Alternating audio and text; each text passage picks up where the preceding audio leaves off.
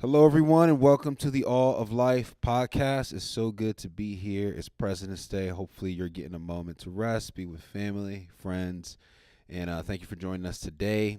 Here on the All of Life podcast, we talk about how Jesus' lordship is over every single area of life. And I love the categories we've come up with recently, of where we live, work, play, scroll. And so try to talk through Jesus' lordship through all those different areas. And so we're going to continue that today. And as we do each time that we are here on Mondays, every other Monday, I think that's the goal at least, we like to start with what's at the top of our minds. And so love to kick it to you guys. What are you guys thinking about today? Well, I am thinking about our forum from last week. Yeah. You know, how we were... Whoa.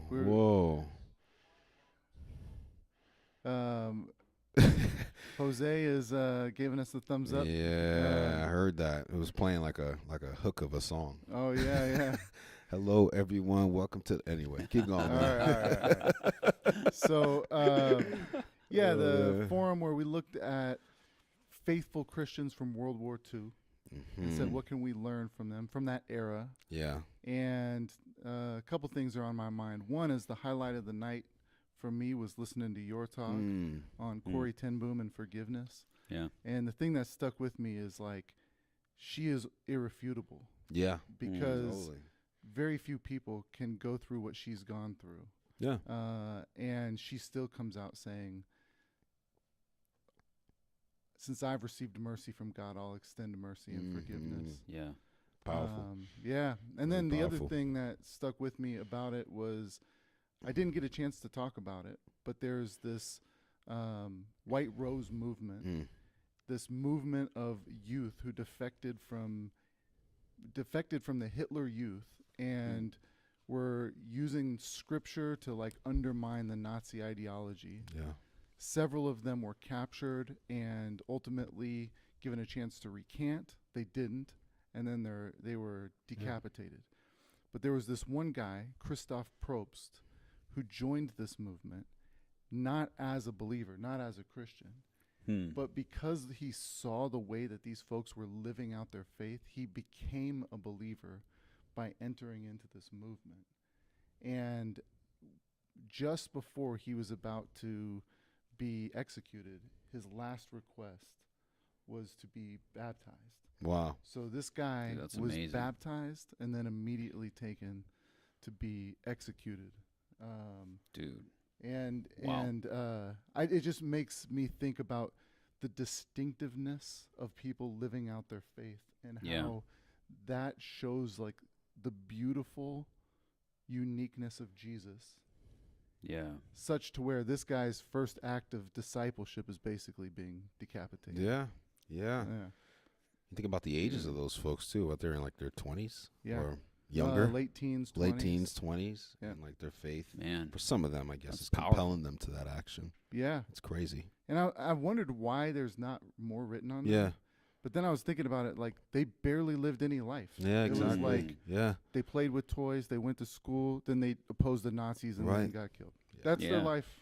I never even heard of the Yeah. White Rose movement until you told me about them Yeah. last week. I was like, Sounds dude, like a that's... band you would listen to. Yeah. Black Rose, right? There you go. No, I mean, there's just so many stories from World War II of people who did all sorts of heroic things like that. I feel like it's a era of time that you can always mine something new from. Yep, for sure. Yeah, it feels like there was a lot of courage, Yeah. you know, and conviction around just life and faith. And, Yep. Well, there was a lot of the opposite, too. There was. Yeah, there's... There's a I mean, lot that of was houses. more common. That was way more Yeah, common. that was way more common. Yeah. So it's Yeah. good. What about you, John? Yeah, I mean, the thing that I've been thinking about top of mind is, you know, we've talked about it some yesterday. You even named it, Jim, during the spotlight. But I've just been really struck by the openness that we're seeing to exploring Christian faith. Yeah. And it's really exciting. It's like a really exciting time, and I know that, you know, I talked to a couple of people yesterday, hadn't been to church, you know, and it was their first Sunday, you know, and we just continue to see more and more people and who have never cracked open a Bible and have never stepped foot in a church, and yet there's this newfound openness to exploring what is this about. Yeah. And then from talking to other leaders around the country, people are seeing this. And so, yeah, I've just been really struck by the openness, but also with some of even what we talked about at the forum of the missional power of like the White Rose that you just talked about, is that people are coming to faith. Yeah. And the way in which Christians have distinctively lived out their lives has drawn people, whether they're curious, whether like, hey, this isn't working. And I just continue to think about the opportunities for us today in these small things where we've talked about a church invite even now, that there's this new openness to someone even saying, yeah, I would come to church if I was invited by someone. And so it's just been, I can't like stop thinking about that, which is, it's a really exciting thing. It has me excited. Yeah. And it's been really cool to see what God's been doing in the midst of our own church. Yeah. I think something that struck me with that is like, I think sometimes as Christians you can assume antagonism and defensiveness when it comes to like making an invitation. Yeah. And I think there might be some of that out there. I think that's always the case. But what I've seen, I think what you're naming, is there's a greater openness, a greater curiosity to go like, what is this Christian thing all about? Yeah. You know? And so that's just something I think is important for us to keep in mind as we think about talking to people about our faith. So, all right. So for me, top of the mind, it seems shallow on the surface, but I think it has broader implications. And it's actually about this past NBA All-Star Weekend, right? Because a lot of chatter out there. If you're not a basketball fan, All-Star Weekend is when all the best players are chosen to come for a weekend, and they have different events. They play a game together.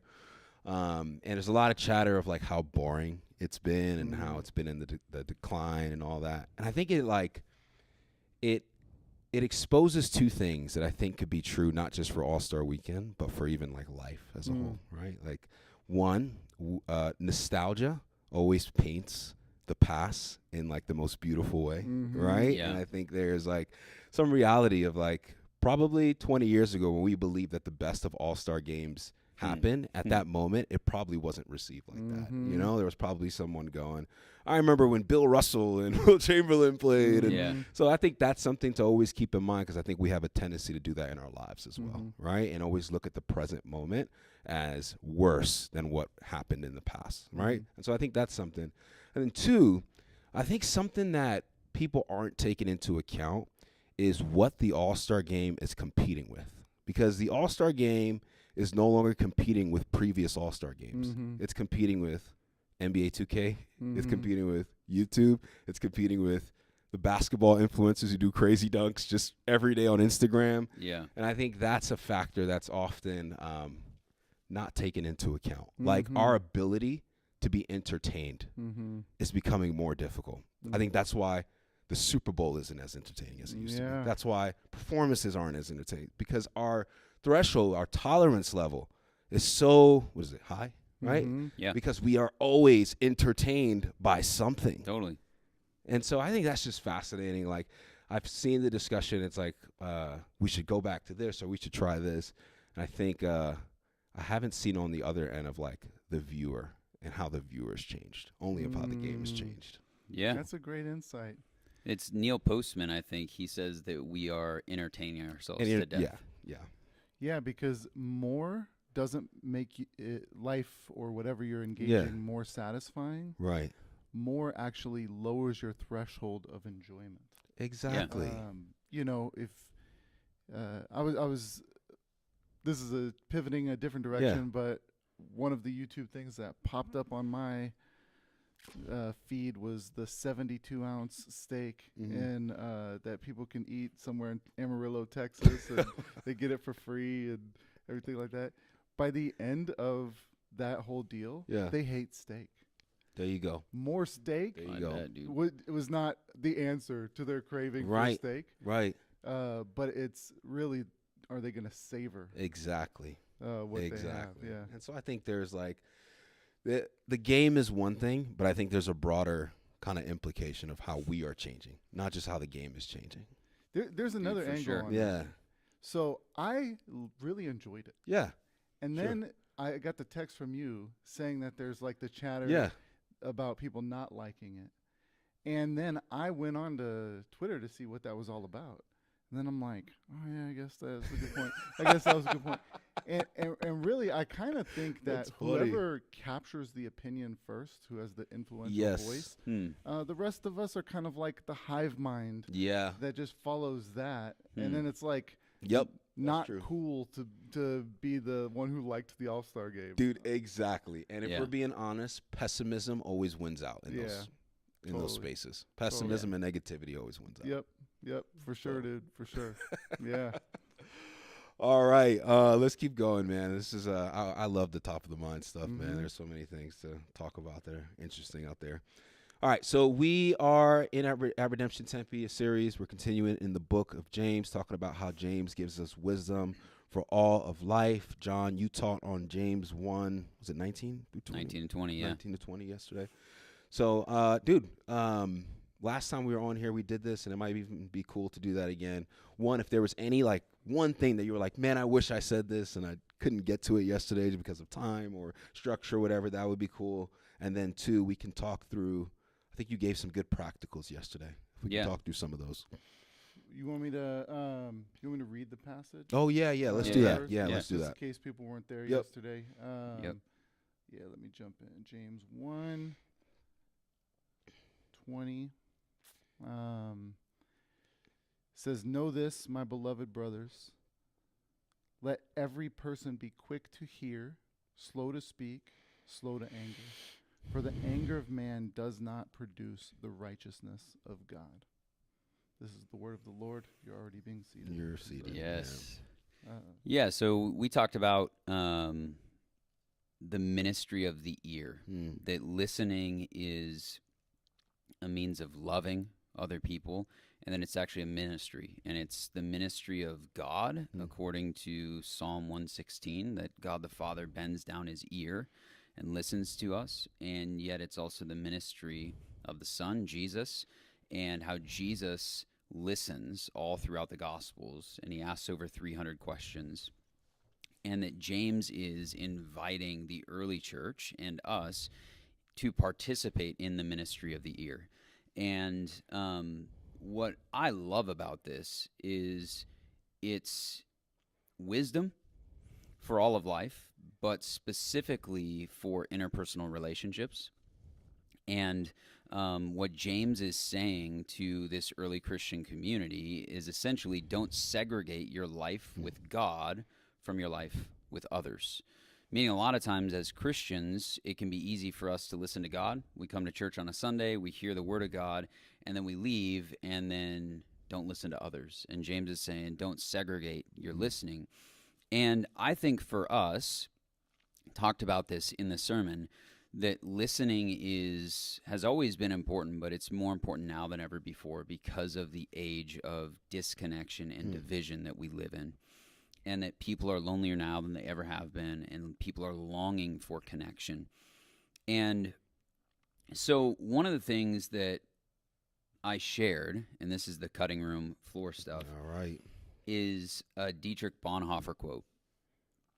And in that quote, he essentially says how important listening is and how we are oftentimes inattentive when we listen and we're impatient. And when we listen that way, we actually despise our brother because we're just waiting for a chance to speak and try to get rid of the person. He then goes on to say that Christians have forgotten that the ministry of the ministry of listening is God's ministry, that he himself is the great listener, and he invites us in to listen. And I didn't want to share a super long quote, but I cut this part out of the quote. And I think that this is fascinating, is he begins to then talk about how secular education has discovered the power of listening and has created therapy. And so this is what he says. He says in that quote, secular education today is aware that oftentimes a person can be helped by merely having someone who will listen to him seriously. And upon this insight, it has constructed its own soul therapy for people. which has attracted a great number of people, including Christians. And what I love about this is it's exactly what I talked about, of people are longing for connection. And if people feel like they don't have anyone to listen to them, this is, by and large, a lot of times what is happening when someone goes to therapy, is they have someone who will lend a listening ear as a means of loving them. And we just see the prevalence. And obviously, it's not the only reason why people go to therapy. There's a lot of reasons that lead to someone going to therapy, but you see the prevalence of therapy and how many people have benefited from it, and it just furthers the evidence that listening is a very powerful thing. Yeah. And so I that's something that I cut just for the sake of the length of the quote, but I think that Bonhoeffer, when he wrote this in time of World War II, he was already saying, this is drawing a large number of people because there's a power of listening. Yeah. Dude, I actually think a large reason why people do go to therapy is because somebody's listening to them now. Yeah. Like, they're listening to them to hear their story and to work with them and for them to get well. But, like, a lot of the times it's because no one else in their lives has the space to be able to, like, listen for a long degree and to be able to work with them through whatever they're going through. So I think that makes a lot of sense. Yeah. It is interesting how I've read some of the people who are like analyzing therapy these days. They're talking about how important it can be for like significant psychological, emotional challenges of, people going through like truly traumatic things and overcoming crippling fears and so on and so forth. But it does seem that it's kind of moved more toward as people get lonelier. Yeah. It's becoming like a service for the lonely as well. Yep. And then I've even heard that there are some people who are saying, like, really the market is in the lonely people who have money, not the people who are really struggling and disturbed and maybe have schizophrenia. Seriously mentally ill. Yeah. And so that was like an interesting thing to me that just indicates how lonely people actually are. Yeah. But I think it's actually true, not just for that industry, but for so many industries. Like, I think I remember when I was doing telemarketing, and this was years ago, but I remember what they would say is, like, beware of the elderly, because they just want human connection so much that they will act like they're interested in your product. Wow. Just so that they can have a human to connect with and to listen and to talk to. And, these companies were like, beware of them. Yeah. But actually, I think as the church, we should hear it a little differently. Be aware. Be aware of them. That there are people out there who are starving for human connection. Yeah. I think doctors, I think we sometimes have that where people want to meet with us, and it's actually... not whatever the question is that they're coming with isn't really the thing, that they just want someone to hear them out. Right. Right. Yeah, I mean, I even shared, at the beginning of the sermon about my client, Julie, and that was the first time anyone I'd ever heard that, when she came and sat in my chair and said, I don't need a haircut. I just need someone to listen to me. Yeah. I mean, it was like a very jarring thing, and I didn't know what to do, because you're like, well, what do I do? You don't need a haircut. What do you want me to do? Do you want me to pretend to cut your hair? Like, what do you want, And yet she was saying, I have no one to listen to me. And I just feel like the prevalence of it right now, it's almost even hard to measure, because it's everywhere. And, society has given us this language of an epidemic of loneliness. The quotes, our own experiences, just people are really, really lonely. And you go, man, there's a tremendously powerful opportunity for us as followers of Jesus living in this time and this place to participate in the ministry of the ear and listen as a means of loving people. Something that stands out to me is that there are a lot of people in our congregation who say, I want to know how I can love my neighbor, serve my neighbor, alleviate the suffering. But our minds are so shaped by okay, I need to go find someone who doesn't have a home or doesn't have food Yeah.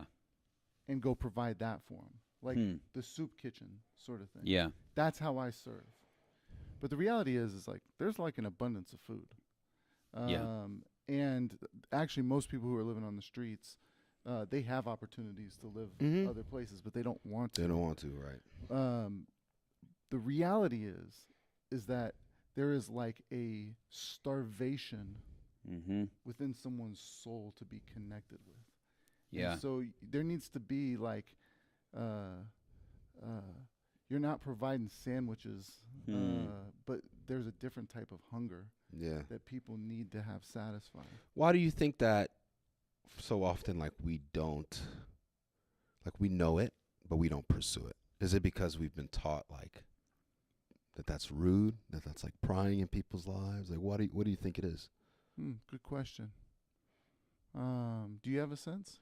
No, I mean, I think that's one that just kind of pops, to the front of my mind of, like, you hear very often, okay, don't pry, like, it's rude, like, and so maybe what that has done is taught us to, like, if people have the externals right, that they're okay. Yeah. And so that's why we go to the soup kitchen.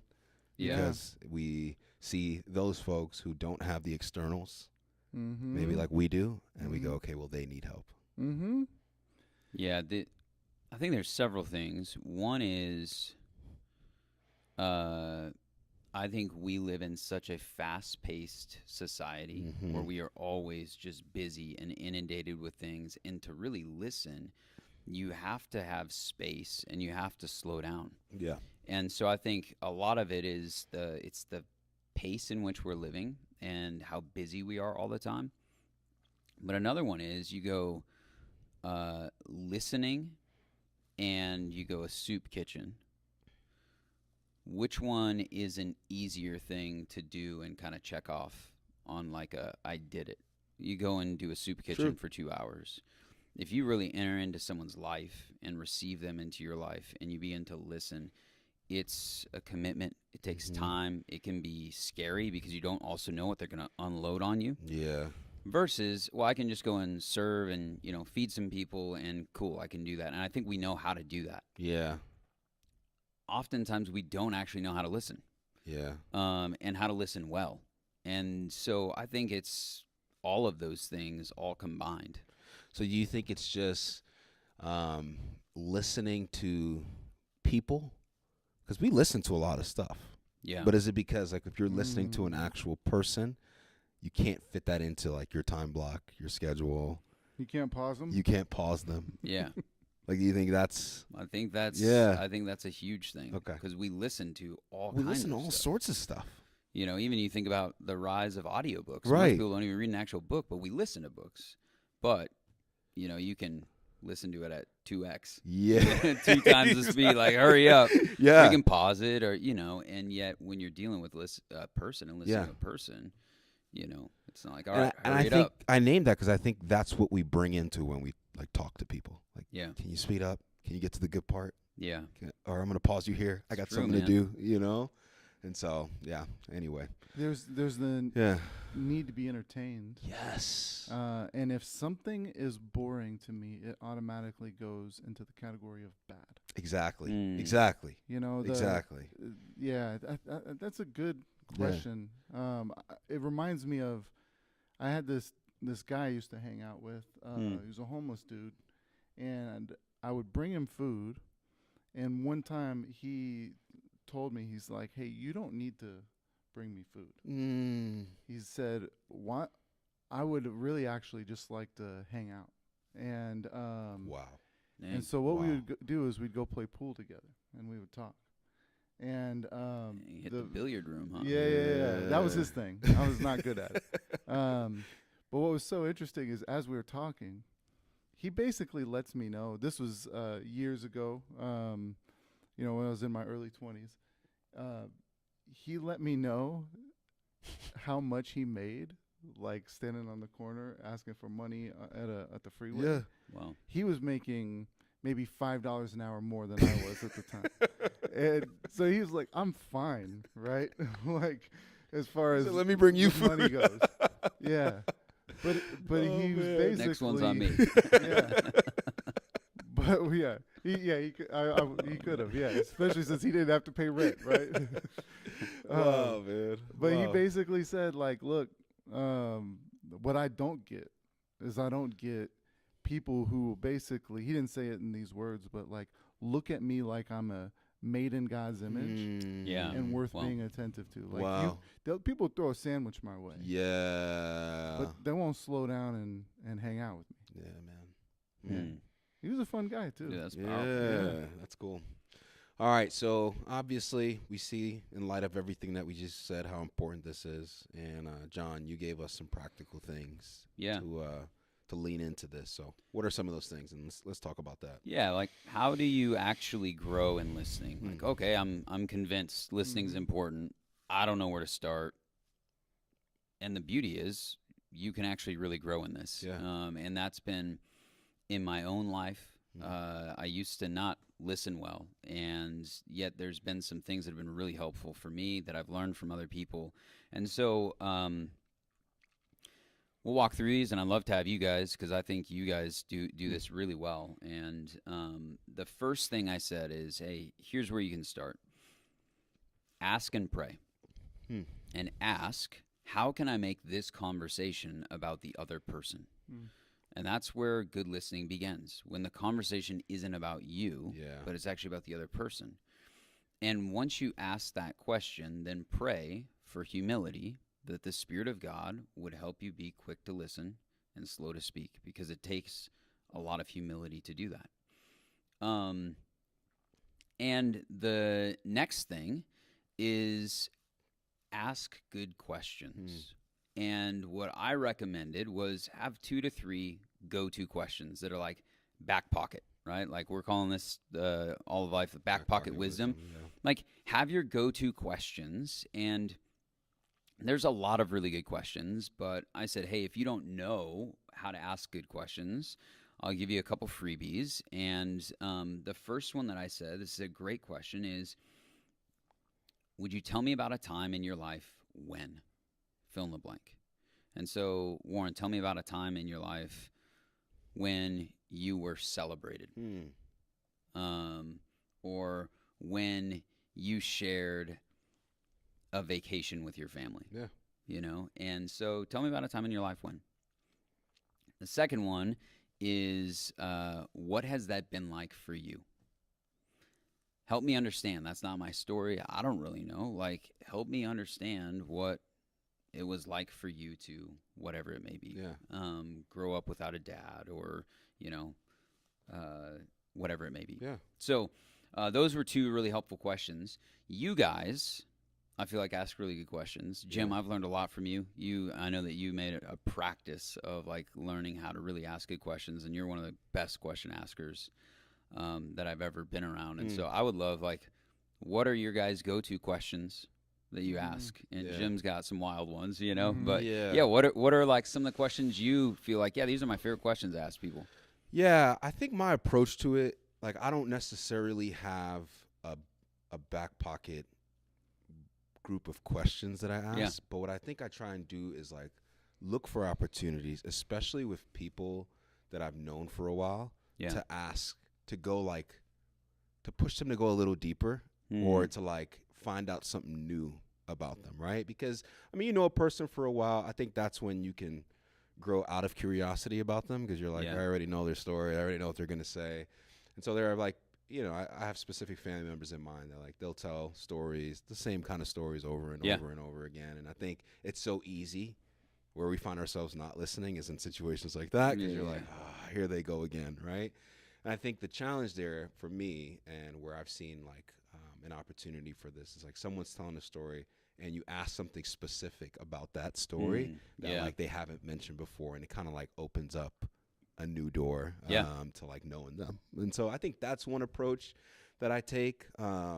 Another approach is like trying to maintain eye contact with people, and that seems subtle, but I read something recently and it said that oftentimes we look away from people because we're trying to budget our energy, and like looking at someone actually requires like a lot of like energy. And so like I've tried to do that when I'm like listening to someone, especially someone that I know I have the tendency to tune out. I try and like maintain eye contact and talk to them directly because it keeps me engaged and makes me like actually think about what might be some good questions to ask them. And another approach is this. I think we all have, or many of us might have the tendency, and I think we're trying to do this well and we're doing it from the best intentions, but like we listen and then we connect it to a story in our own lives. And it's like, there's something good about that because I think you're trying to relate to what someone is saying, but you can kind of take the focus off what the person is saying then and bring it to yourself. Yeah. And so I try to like be mindful of that. And like, I think it happens from time to time, but instead of moving or shifting the focus over to like my experience that was similar to whatever they're talking about, I try and just ask more questions about what they were feeling versus like connecting it to a story in my life. So those are just some approaches. Maybe as Jim talks, I'll think about some specific questions, but those are just some general approaches. Yeah, I think you said a phrase there, like grown out of curiosity. I think that's really where it's at, is if you're genuinely curious, then the questions will come. I mean, a few that I like to think about are, one is the simplest question is just the restatement with a curious tone of the last thing that someone said. Jim is great at this, man. So, I mean, let me just demonstrate this real quick. John, why are you interested in Dietrich Bonhoeffer? Bonhoeffer is fascinating because of what he did to stand against Hitler and the rise of Nazism in Germany, but also what it did to the German church.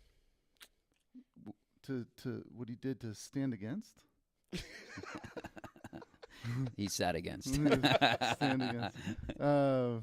The German church. No, I love that. But the reason why I love that is it's actually not a question. You're just saying a statement that they said with a curious tone. Yeah. But what it does is it gives them a blank check to talk about whatever they care about most related to that. Yep. And not have to go in the exact or whatever direction your question is guiding. The other thing that's good about it is it's a way of reflecting back what you've just heard. Which is part of like actively listening. Like you're locked in. Because sometimes I think you can be curious about something that they're not very interested in talking about. I could be like the German church. And like, what's going on with the German church? And you're like, actually, I wanted to talk about the courage of these folks, not the particulars of the German church. So that's one. And then the other one I like is the playful hypothetical question, which is good because what it does is I think it takes a question that people might feel a lot of pressure to answer. And it makes it a little more playful and reduces some of the pressure. So an example would be, like, what's a really serious question you might ask somebody?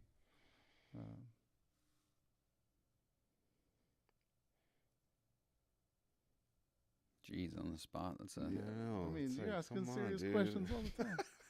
We'll just say, like, what's the biggest sin that you're struggling with? Okay, there you go. Right? That's good. Yeah, there you go. There's high pressure. Am I going to get it right? Yeah. What is this person going to think about me? You know? Yeah. But a playful hypothetical would be something like, if they are familiar with the Screw Tape letters and how C.S. Lewis wrote this book about Satan coming at them and having strategies and, discussing his strategy with people. You just basically ask the question like, hey, if Satan was like writing a letter about how to destroy your life, what would be some of the themes in it? Totally. That's so good. You do that really well. Or another one that's kind of a playful one in that regard too. Same question is like, if you had an evil clone that was trying to ruin your life, but knew everything you knew, everything like that, what would their strategy be? Yeah. But that get people to talk about the hardest stuff that they're struggling with without being like, tell me your hardest struggles. Yeah. You know? Totally. Dude, that's good. It signals that there's no pressure in this. Yeah. You know? So, yeah. Dude, that's really good. Yeah.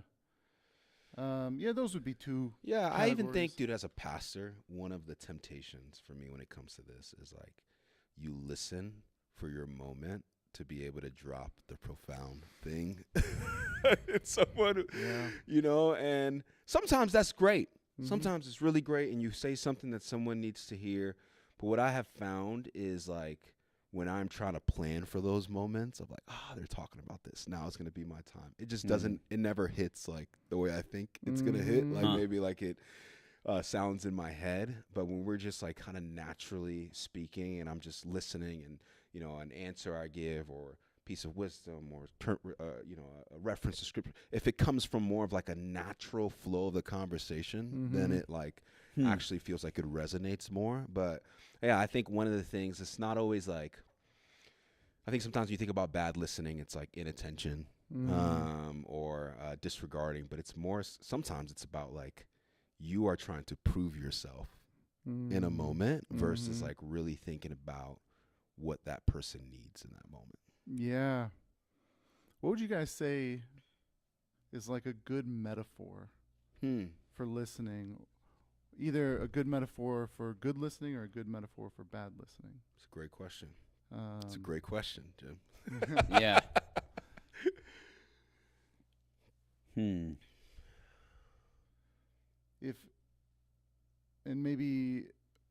If most people view listening as like kind of like a tennis game, where I get my turn, you get your turn. I get my turn, you get your turn, and you're trying to win the conversation. What's a better metaphor? Yeah. I'm trying to think.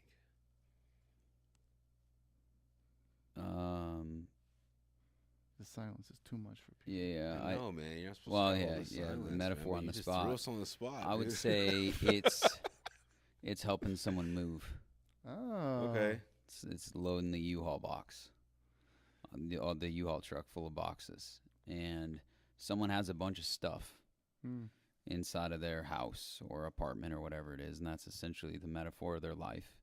And by listening, you are actually helping them move and take their stuff somewhere else, and because I think a lot of times people are longing for this connection, and it's all in them, and yet they want to move somewhere else. And so the metaphor would be you're helping somebody move, and you're loading their U-Haul box to get them to go somewhere. I like that. So in that regard, if a bad listener is like a bad mover, Yeah, you what steal is their that stuff. you steal their stuff. Like, I actually want this for my house. Yeah, You yeah. put it in your car. Also, there are times when people come over and they're helping you move, Yeah. and they just kind of take control of everything. Right. And they're the ones who are like, here, this is the way it should go. This is the way it should go.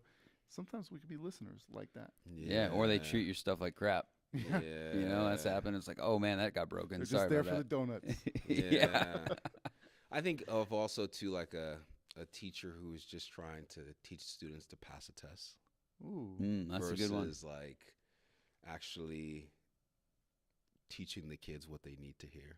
Or like a teacher that wants to be known as profound versus like speaking at a level that kids could receive it. Yeah. I think those are kind of self-serve. Like there's an end there in mind of like, I just want to do this so that I have the high marks, reputation, whatever it may be, versus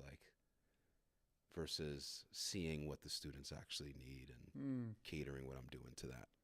So Yeah, I like that. I don't know. I like Yeah, that. good. That's the best I can come up It's a with. good one. Yeah. The drop of a dime there, Jim. So. Dude, it was a great metaphor. All right, are we moving into live, work, play, scroll? Or you got more? He's Oh, you a got few more. I'm sorry, man. I got a Yeah, couple sorry more. about that. Yeah. You already hit one. Okay. On making eye contact, but I also wow. said put your Yeah. phone down. Yeah. I yeah. said, I'm literally looking at my phone yeah, here. none of us can talk and text, and I said you also can't scroll and listen. Yeah. And put your phone down, make eye contact, be Yeah. present, and listen.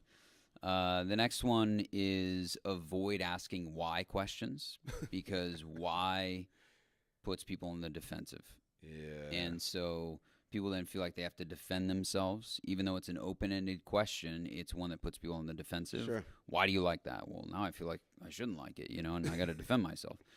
And that there's other ways to ask the same thing without asking why. Yeah. And then spend time around a great listener.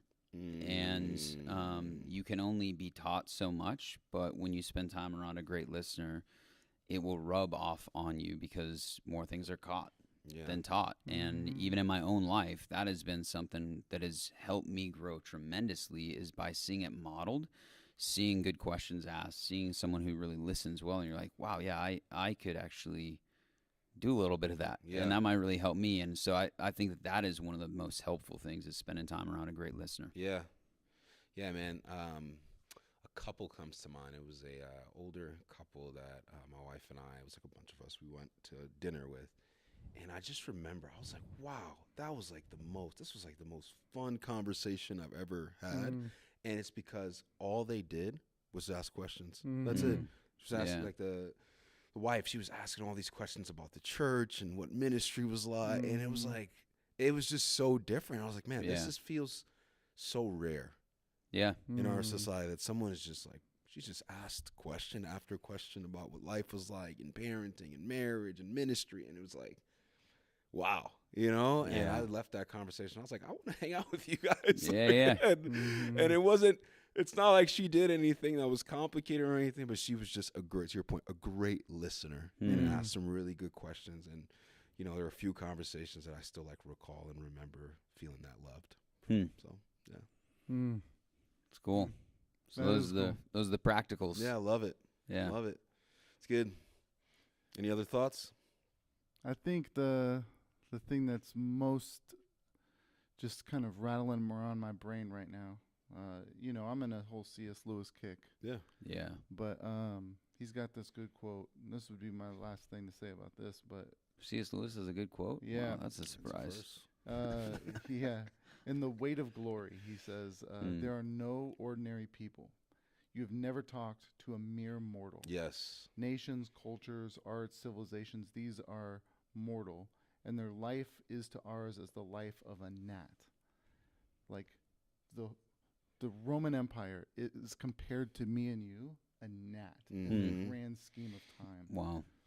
But it is immortals whom we joke with, work with, marry, snub, and exploit.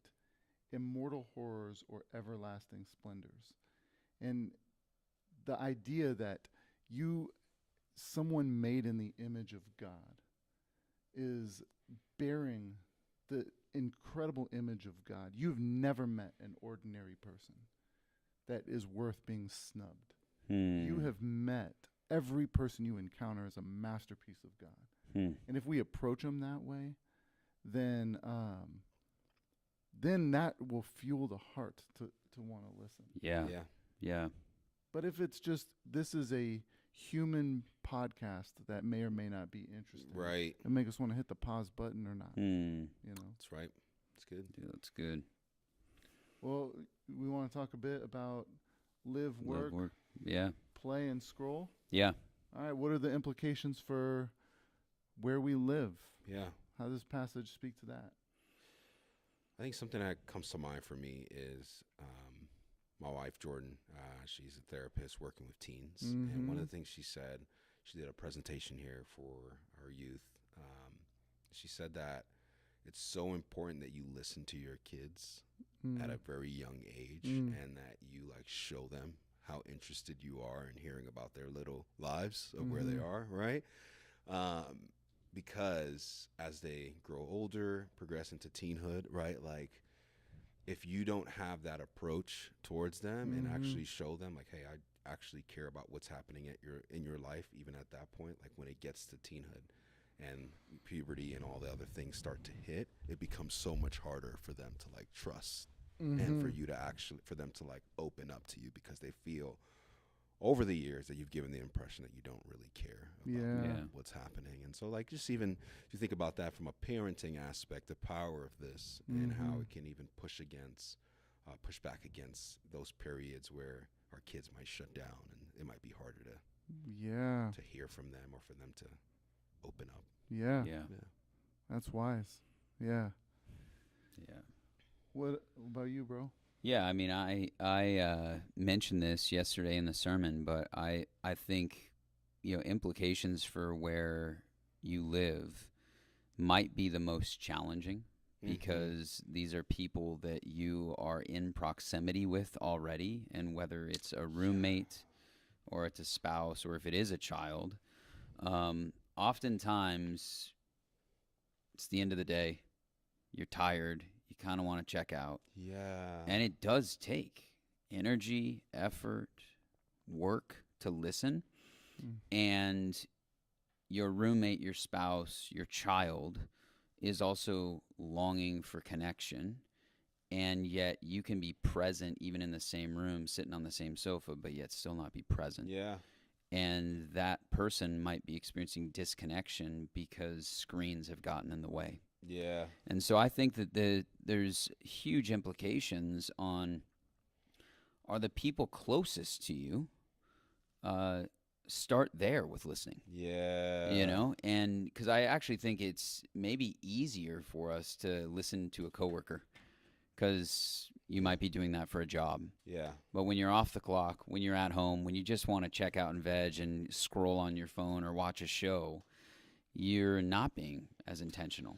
Dude, I even think about, Jesus says, right, a prophet is, has honor everywhere except in their hometown, right? And I think there's like a way that that's even true because I forgot the term, there's a quote around that, like familiarity breeds something. Contempt. Yeah. Or, like you have less of a interest in the people that you're most familiar with. And I think you can find yourself not listening to those people, or finding it the easiest to not listen to those folks because they're so familiar to you. Yeah. The crazy exercise might be pick your favorite show. Who's the main character in that show? And then the last week, have you spent more time listening to them or the people who are in the house that you are living with? You know what I mean? It's convicting. Dang. Yeah. Or your favorite podcast or whatever. Yeah, totally, man. Yeah. Because frankly, there are weeks where I've spent more time with Ron Wolfley, listening to him, the sports talk radio guy, than I've listened to my own wife. Dude, same. Yeah. Wow. It's true. Yeah. What about work? That's where we work. You're dealing with employers, bosses, managers, Yeah. co-workers, clients, all of the above. What does it look like to practice this well, to live in the wisdom of Christ? Yeah. At work. Yeah, I think something that's really helpful is to even take an inventory of at work, whether it's paid work, unpaid work, whatever it is. Are you listening to people? Like, just it's really. Is it all task oriented with your coworkers? Yeah. Or maybe you are in a management, and is it all just, hey, hit your numbers or whatever it may be? Or are you actually making space to listen? Yeah. And I think it could be your coworkers, it could be your direct reports, but also a lot of people are serving others, your patients, if you're in the medical industry, or your clients, like I talked about my client Julie. And I think the implications are really just to say, hey, going back to the busyness, is how can you make space to listen to someone in your work, and if it's unpaid work and you're a student or whatever it may be, someone in your class or someone that you walk by on campus. And I think the real implication is, are you making space to listen? Because the people that you work with or that you're serving, they're longing for connection. And are also feeling disconnection and division in our current age. When after the sermon yesterday, I went home and I was talking with Jenny about it. One of the things she mentioned is she said, oftentimes the people you least want to listen to are the people who most need to be listened to. Yes. There you go. And Yeah. I think oftentimes in our work environments, there will always be the people who are just the interesting, dynamic conversationalists that are enjoyable to be around. Yeah. Then sometimes you have people who are grumblers. Sometimes people who have a sharp tone. Yeah. More than likely, there's something sitting underneath the surface that they're begging for someone to ask about. Yeah. Yeah. But our propensity is to move away from them and toward the person who's already probably got a bunch of people listening to them. Right. Yeah. And so, I think that's a way we can demonstrate the shape of the cross. Dude, Yeah. absolutely. And I great. think something that you just made me think about is even with our listening, I think we can have this approach with a lot of areas, but we can listen and give our listening to get something in return. And I think that can even happen at work. Like the people that you choose to listen to are the people who can, I don't know, at the other end of listening to them is a sale, a promotion, Yeah. move forward in some way, right? And something I've learned throughout the years is like, okay, you can operate that way and maybe you experience some success. But sometimes those people, those unexpected people who have that tone, or when you actually dive in and like hear more from them, what they're seeing, you get a unique vantage point and it gives you an insight that like you just is unexpected. And so I think there's like one end of that, of like, I think that could be a gift to get thing too, but just like not just giving your attention to the people who can move you forward, giving your attention to the people who are the most likely to be not heard. Yeah. Yeah. You can't get anything in return from them. Yeah. And you're saying that those people may actually have something for you that you need that you didn't even know? And I don't think you should look at it like they're going to give me some special I just think go back to what you're saying.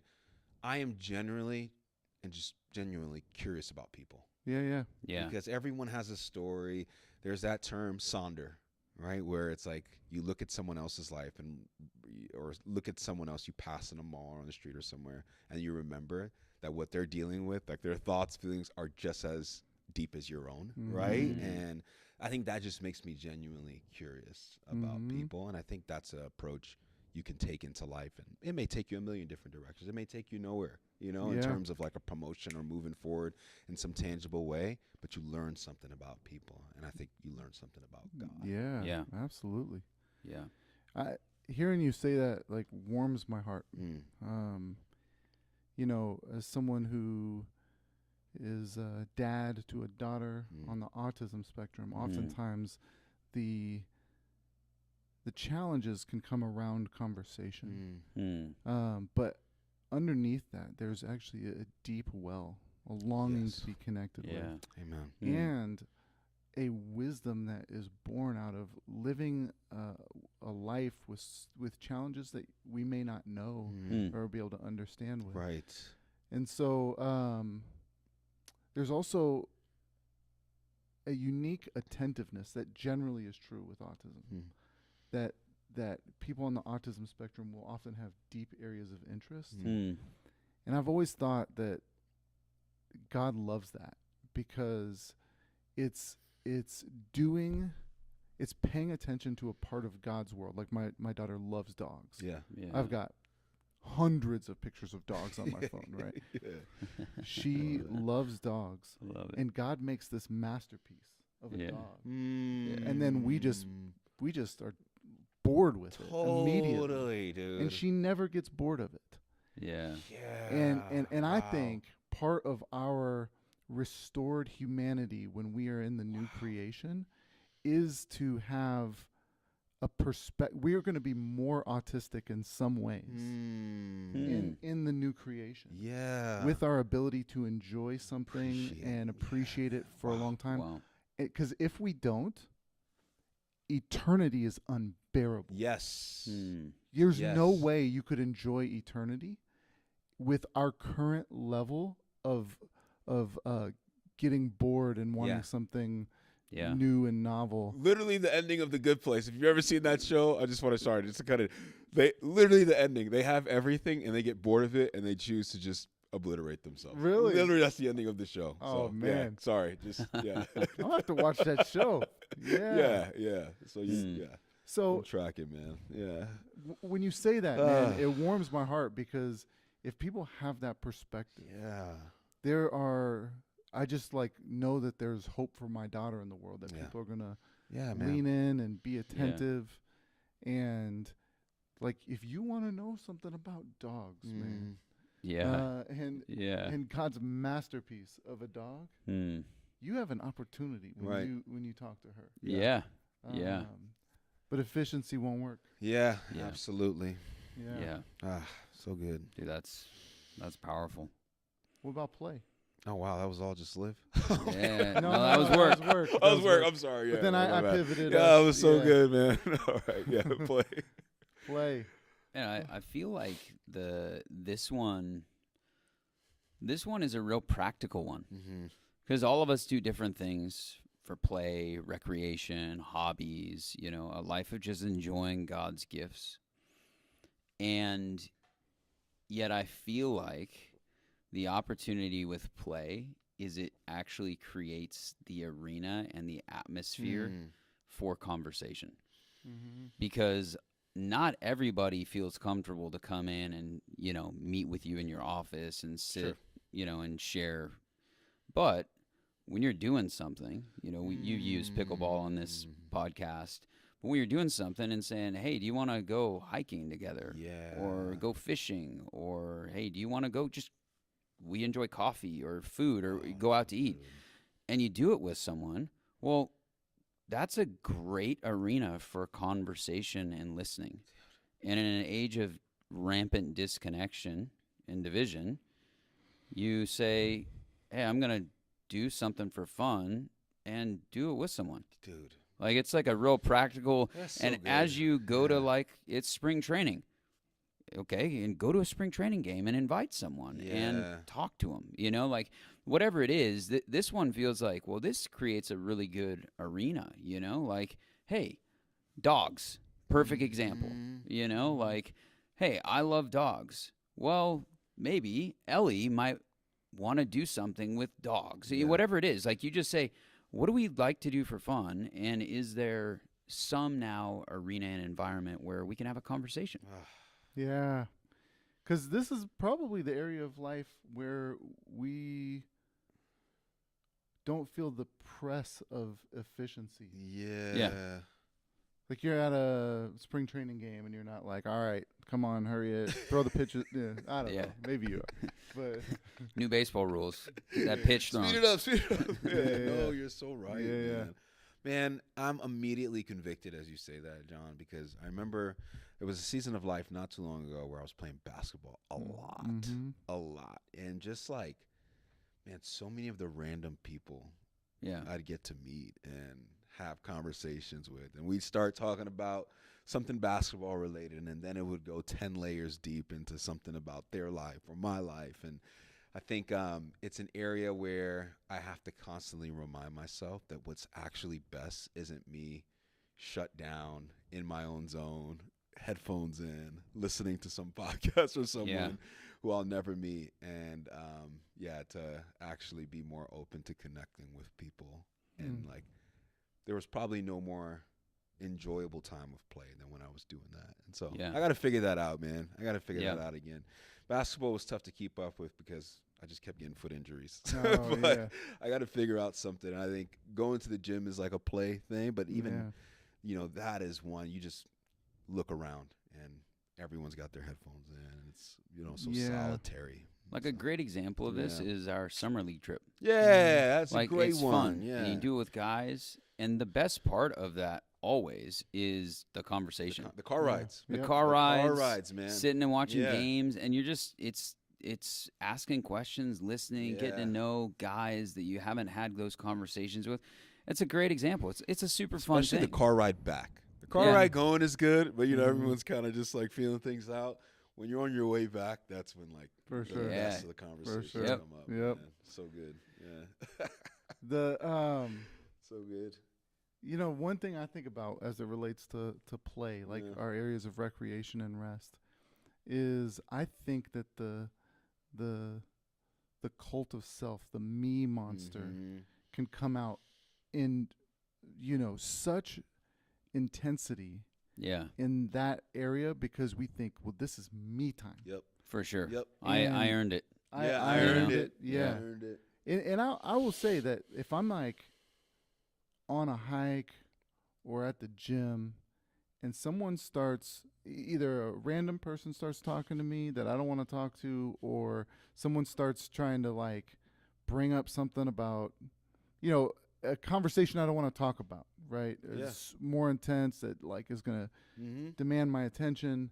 I feel put out by Yeah. them. I'm like, I how agree. dare you Yeah. in this- Encroach on my Yeah, time. on my Encroach time. on my Yeah. time. Yeah, you're right. But if you think about the Sabbath biblically, Yeah. like Jesus says that the Sabbath was made for man, not Man. man for the Sabbath. Yeah. And when he's intentionally breaking these Sabbath rules, it's to feed people, it's to heal diseases, Yeah. and injuries. And it kind of feels like if we're going to have the Jesus Sabbath mindset, Yeah. it's to say it can be interrupted by others. Yeah. The Sabbath is not this moment where I am owed perfect focus on myself. But if someone's hurting, someone needs attention. Right. That's the same thing as like Jesus healing on the Sabbath or Yes. feeding on the Sabbath. Yes. Yeah. And God has every right to disrupt me on the Sabbath to pay attention to another.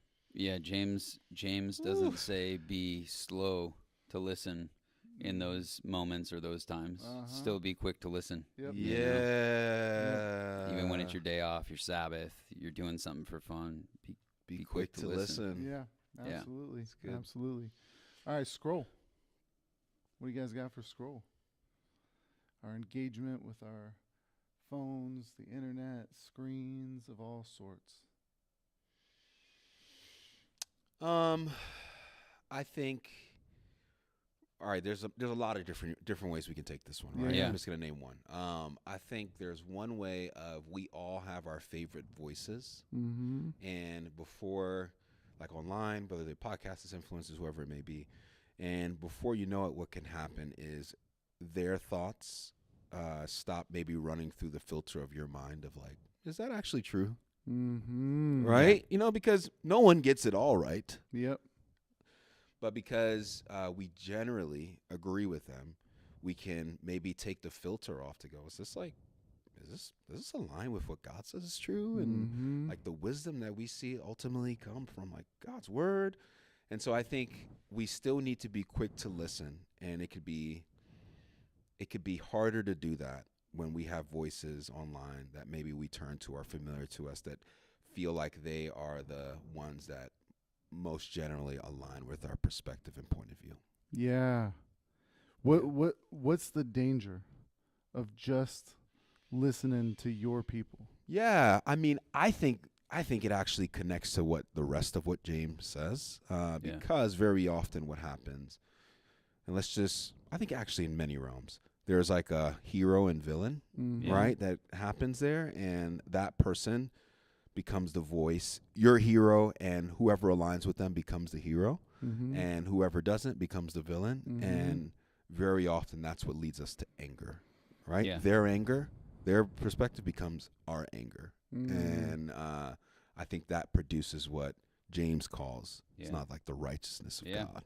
And Dude, so totally. I think that's like a big danger. And before you know it, we are painting with the same paintbrush that they're painting versus like the one that like God calls us to actually, how God calls us to like assess and to view things and view people. Are you referring to like political tensions, or would you say there are other categories? I think political is going to be the one I think at the forefront. Uh-huh. But I think in every realm or niche that it has this, like even if it's not political, in music, like there are like, every Yeah. an artist, their fans has like that person's the hero and the person who likes this other person is a villain. Like I think in every realm you have this dynamic going on, or Yeah. even if it's not people, it's ideals or Mhm. ideas. So I think it's most easy to see in politics, but I think it shows itself up in other realms too. Yeah. That's good. That's Yeah. good. Yeah, it feels like with this one where I naturally go more is the rest of verse 19 is be quick to listen but slow to speak. Sure. And slow to anger. And just for me, I can easily be quicker to speak when it comes to scrolling and online, or quicker to anger. And so I think that what you're saying for me, even that I think that hits, is it's helpful to be quick to listen so that it slows down my speech and my anger, but also to listen to maybe some other perspectives, right? And that's where I think we've talked a lot about the algorithms, but that's just a real thing, that you are listening oftentimes. I've got an algorithm that's very catered to me, and so would it be helpful to get outside of that algorithm and maybe be able to hear some other perspectives and listen? And that can just be on all kinds of things, not even just politics, And so that's one for me. I think can I name another example real quick, Jim? So, for example, there was a video recently of a pastor, and he was about to baptize a guy, and the guy just said something crazy. He said, "I am Jesus." I saw that. He said, "I am Jesus." And the guy was like, "I'm sorry, what?" "I'm back, boys." The pastor was like, "Whoa!" Like he pulled the mic away, and it's this awkward moment. And I just saw like some of the immediate reaction to that. Oh yeah. Was like, "Oh, you see, this is why we need to make sure we talk to people before we baptize them." And it was just like, you just see a clip of something, and you immediately have jumped to like anger and judgment of this pastor. And we don't know what actually happened there. Yeah. He could have talked to that guy and did a class or something like we do ahead of time. But you like the immediate judgment of, I saw this little clip, I read this headline, and like, here's my reaction to it and assessment of this person. Like, I think that's part of what James is talking about there. Yeah. It's unwise. Yeah, and that one went viral, and everybody was making very quick assessments of, see, this is why, the churches need to have a discipleship. It's like, you know, you have to have classes, or that's why the early church had the catechumen, like all these things. And you go, well, based off of just watching the video, it's hard to make an assessment. It didn't seem like a spontaneous baptism, you know? And that's a great one, but everybody is quick to speak, and it's like, well, did anybody be quick to listen? You know, so. I don't know of almost anything online that is wise that didn't at least take a couple days to think about. Like an immediate response to something substantive. Like if you're looking at somebody's like, picture with their family, you could say, "Oh, beautiful family." That's fine. But if you're going to say something of substance, like if it doesn't take a couple days to really think about it, then you're probably just reacting in a way that isn't taking a posture of listening well, and or you're just reacting out of the anger that doesn't produce the righteousness of God. There may be some exceptions to it, but most of the time that is the case, because the medium is a disembodied medium. That historically, any disembodied medium, like books or like articles or like essays, they've all come after a substantial time of significant reflection. And so this isn't to say that you don't say bold things, but the bolder something is to say, the more you really have to, one, listen to that person to make sure you're addressing the right thing. And two, that you are aligning yourself with God's heart and God's mind. On that. Jim, I love that you just said that. I feel like we should get into this right now. I think this has been an area of, what's the right word for it? Not struggle, but a lot of tension over the last, let's just say 10 years or however long, 8 years. Because it feels like boldness and speed have been conflated. And I think we found ourselves when these things are happening in the world of like, well, we need to say something right away to show that, we see it and we feel it's important, and I think that's something that we've had to like struggle with. And I'm sure a lot of churches have felt like this struggle as things have happened of like, well, if we're not responding to it quickly, then we aren't being bold. Yeah. And so, what do you feel like? How have you seen that, or what do you think? I mean, what is it? I've seen it in so many ways. I think, you take any issue Mm-hmm. that comes out, and you just take like an immigration Mm-hmm. issue. You respond to a picture you see, and you say how dehumanizing this situation is, and then it comes out that picture wasn't even from that event. It was Or from 20 years ago or something. it was from 20 years ago. It was AI. It was AI. Yeah, Dude. Yeah.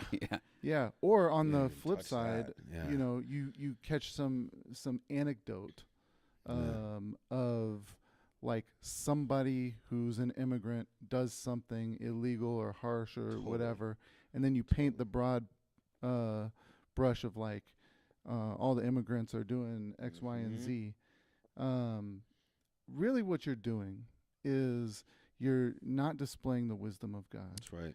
You are actually making verbal sacrifices to your God of ideology, whatever it may be, that demands your worship through the immediate verbal proclamation of it. Yeah.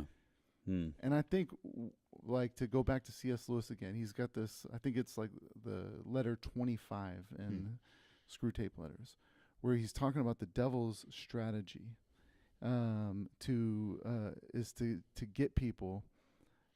Basically, what you want to do is anything that God cares about is this holistic thing.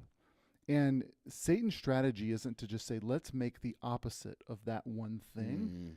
But what it says is, let's take the two good aspects of it, pull them apart, and create two opposites that are now fighting with each other. Both of them holding an element of like reality and truth, but they're now fighting with each other rather than trying to seek God's actual ways. And that's the best way of keeping them from like really caring about what God cares about. And I think that happens. Like, so the immigration thing is, on the one hand, to have an ordered society where their laws are valued and, and followed through with and are coherent, and to have compassion on people who are fleeing very harsh, terrible situations, who are trying to provide for their family.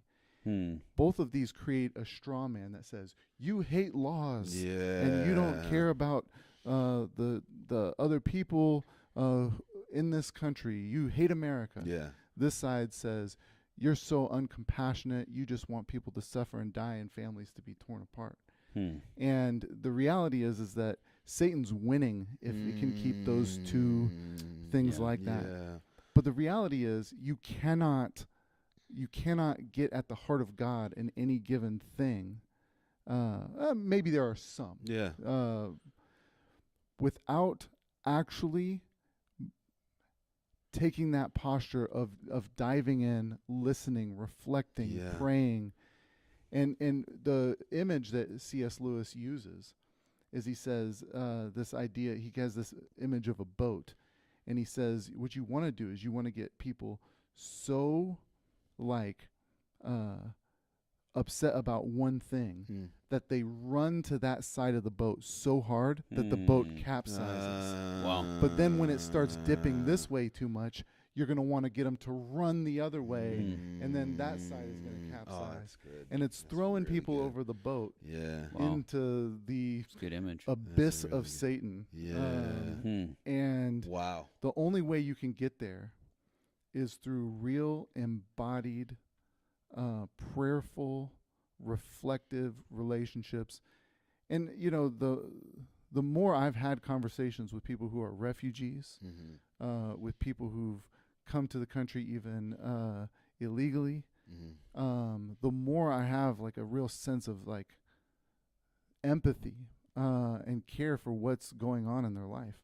But then there are other people like that I've had conversations with, you know, family members more in Yeah. the Midwest and everything whose whole towns have been decimated because of a loss of jobs Sure. and hearing their fear Yeah. related to that. You know, it what it really does is it complexifies things, Boom. Yeah. and Boom. and that both belong in the heart of God. Yeah. He Dude. cares about Yeah. order and law and Yeah. protection, and he cares about like the heart of the suffering. So this is Satan's move is just like everything. Yeah. Like let's just take a diet. Let's Yeah, just yeah. move it into something Sure, a little sure. less. Generally, most of the world would say, you know what you need to be healthy? You need good, healthy meat, and you need vegetables. Yeah.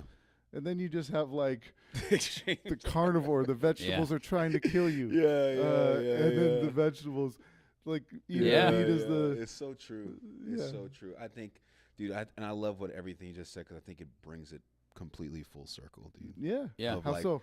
I think we talk about listening to people, Yeah. Mhm. and when you listen to people and you hear their stories and you Mhm. listen to their experiences, like the ability to flatten them and oversimplify them, which is what these Mhm. issues do, becomes a lot more difficult. Yeah. And I think that that's with the implications for scrolling. Mm-hmm. I think that is the challenge, because be quick to listen. I would say most of us are quick to listen when we scroll, Yeah. but it's who are we listening to? Mhm. What are we listening to? Because we're in this age of content overload, content consumption. We're all listening to voices Sure. when we scroll. But what does James' wisdom have to say in the midst of that when that's a disembodied platform and a Yeah. disembodied world? And the heart of what James is getting at is interpersonal relationships and listening to people who are made in the image of God. Right. And that's where I even, where I said for me, it's less of be quick to listen, but it's the slow to speak, slow to anger Yeah. when it comes to scrolling. And that's where I feel like because we're all quick to listen as soon as we scroll, and we all have our favorite, Yeah. we got our algorithms, we got our podcasts, we got our voices, all of that stuff, we're inundated with listening. Yeah. But we don't oftentimes ask, well, what am I being quick to listen to? And who am I being quick to listen to? And the real convicting thing is going back to the home of, hey, that your favorite show or your favorite podcaster, are you listening to that voice more than the person you live with? Yeah. Are you being so quick to listen when you scroll that you're listening to other voices more than the voice of Jesus? Yeah. And are you spending more time scrolling and listening to these voices than actually in the Word of God and in prayer? And I think that that's where a lot of the wisdom comes in, Yeah. of even what's the filter system for these things? Well, we have to be listening to Jesus and the voice of Jesus and the Word of God to help us Yeah. navigate all of the things that we are so quick to listen to when we scroll. Yeah.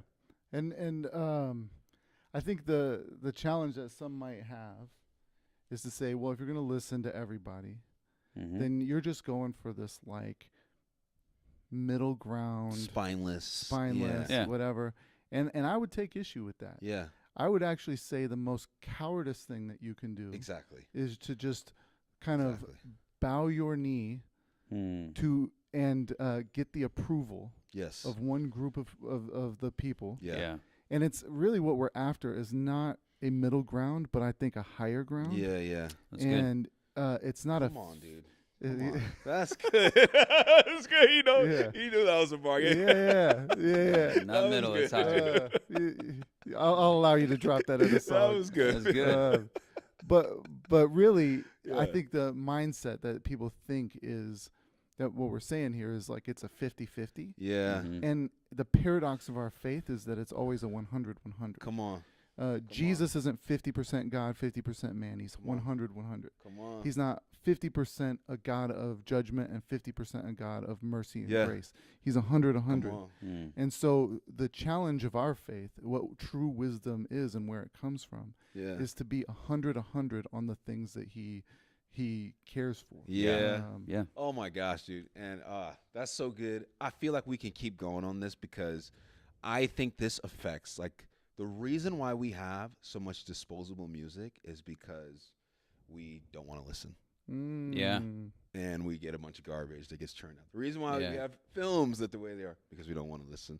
People don't want to listen to Yeah. stories. They just want to create something as quick as possible so we can consume. And so it's like, this is having an effect all around us that Yeah. even goes beyond politics, and we're feeling the effects Yeah. of a society that wants to do everything quickly Yep. and not want to slow down to do the things that James is telling us here, the wisdom that he's given us here. So man, That's good. this was really, really good. Jim came to preach. He's ready to preach part 2 on this man. listening passage. He said, we're not looking for a middle ground. We're higher looking for a higher ground. And so, dude, that was really good. Anyway, guys, thank you so much for joining us. Obviously, as you can tell, man, this book that we are going through has so much for us to reflect on, and it implicates so many of the areas of our lives. And so I encourage you to be thinking about this as we go through this series. How does the wisdom of James affect where you live, where you work, where you play, and where you scroll? And so thank you guys for joining us today. We'll see you next time.